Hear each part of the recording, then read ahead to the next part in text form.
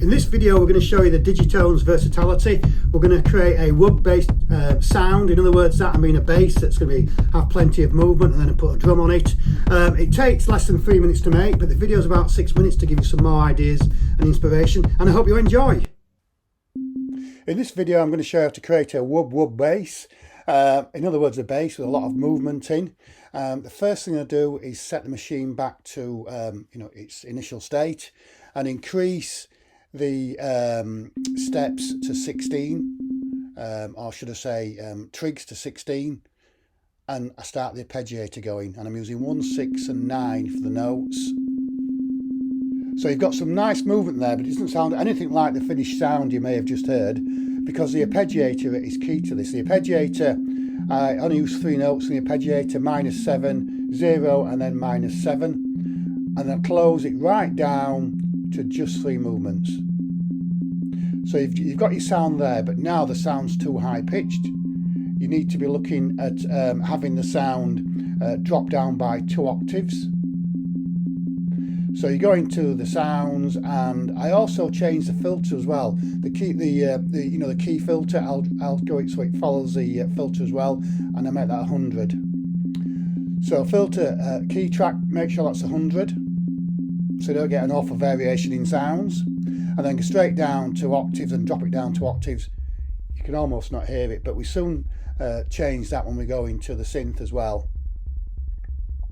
So just checking the settings and then straight into the synth, and you're going to change that over to I think it's 75 and 75 in in C and A. Go on to synth number 2 as well, or the algorithm if you want to know the posh setting for it, and then down to 75, and change the last one down to 75 and 50. But you can change them to taste. It doesn't have to always be like that. I'm just giving you some settings that brought the end result, but hopefully you'll make your own sound from this as well. Right, straight into the actual volume of it, and change the volume up to about, I think it's about 80, and change the envelope as well, and you can hear the sound beginning to take shape. The video itself is about 6 minutes long, but around about 3 minutes the sound's actually complete. Change the filter. The filter's quite important as well, because you add some resonance to the filter as well, and then change the envelope in shape as well. And you can just hear that nice little what I call the wood bass creating, and you can change it to how you want. I found that changing the filter there and changing the envelope as well does make a big difference. You can change the synth sounds and volumes to settings as well as you wish, but it's actually almost there in some respects. Maybe some final adjustments.